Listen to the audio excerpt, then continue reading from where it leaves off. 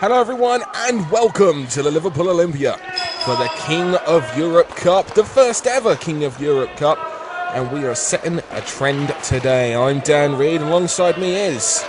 the Twisted Genius Dean Ayers. Dan Reed, that is I.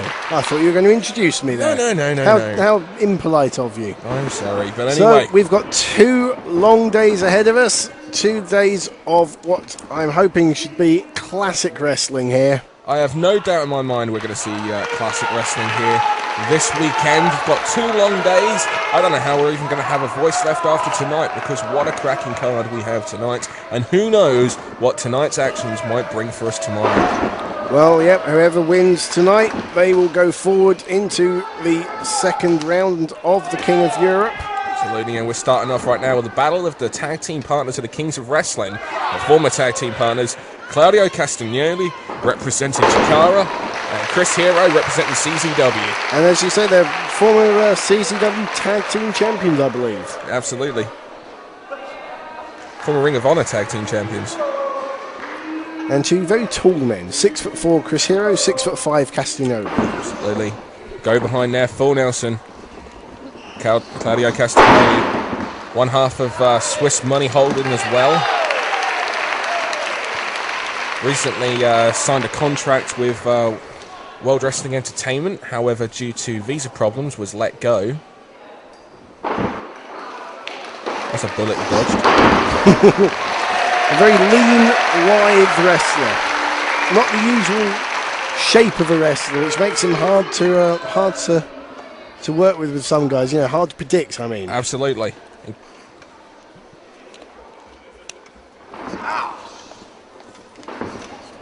Double C now with that butcher's hook.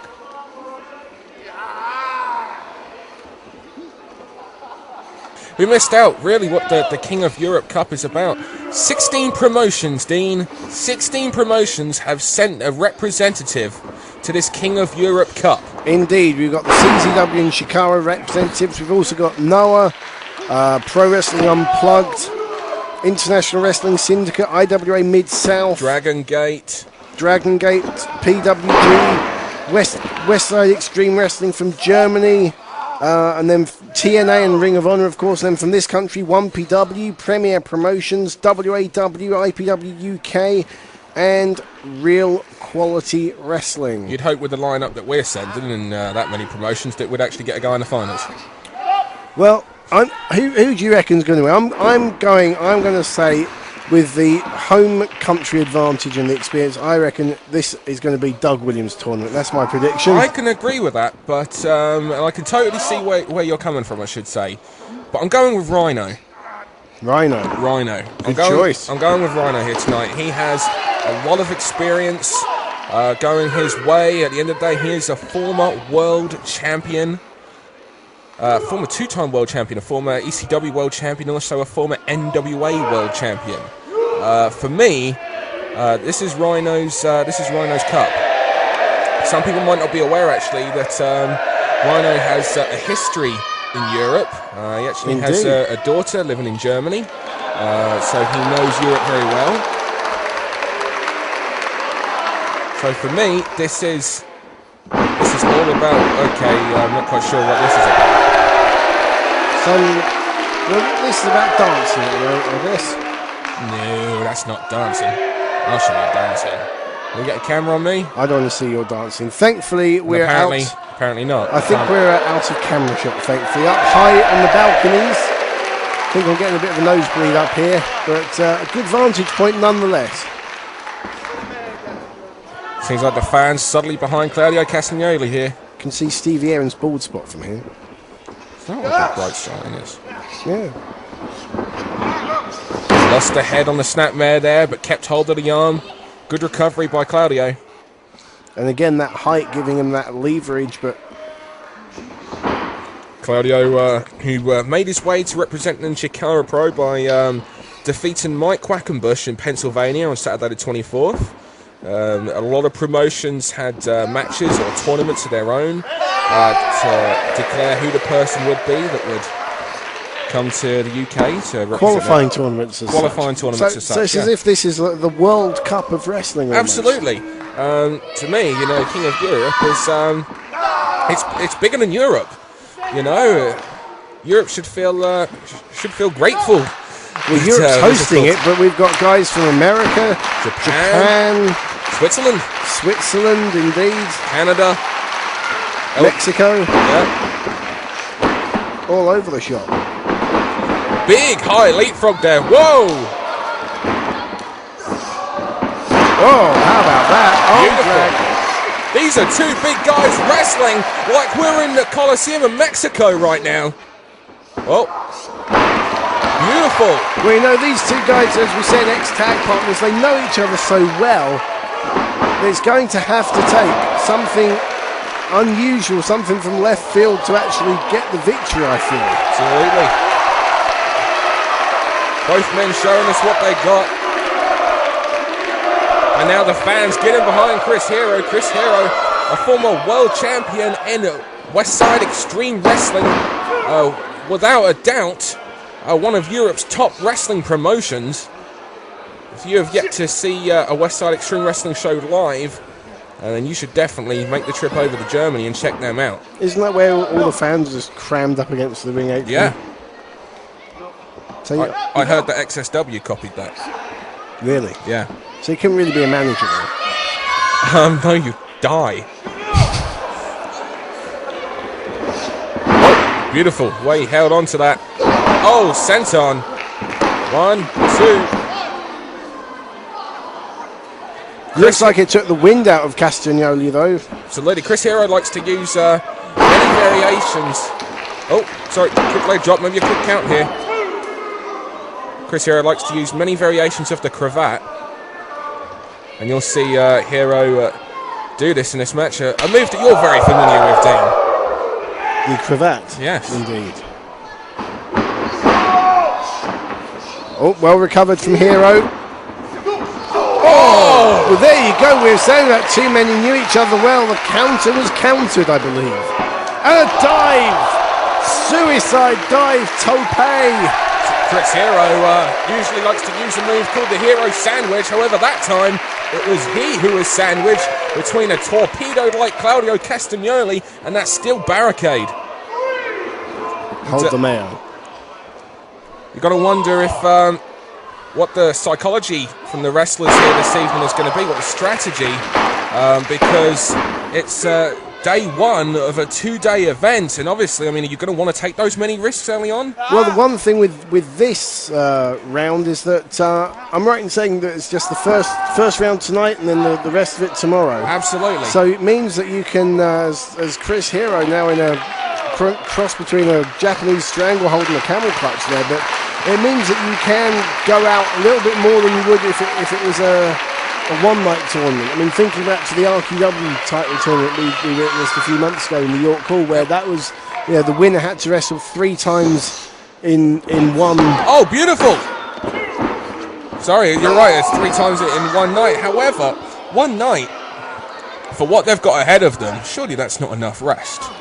No, but it's more rest than you'd get in a one-night tournament. So, well, tomorrow night someone's going to have to wrestle 3 times. Exactly. I think tomorrow night is going to be the interesting. One. Claudio, series of shots to the midsection there.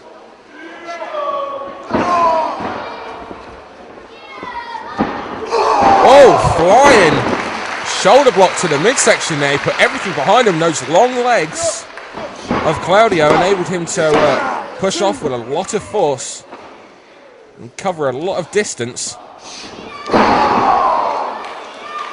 And now it's a senton from Claudio.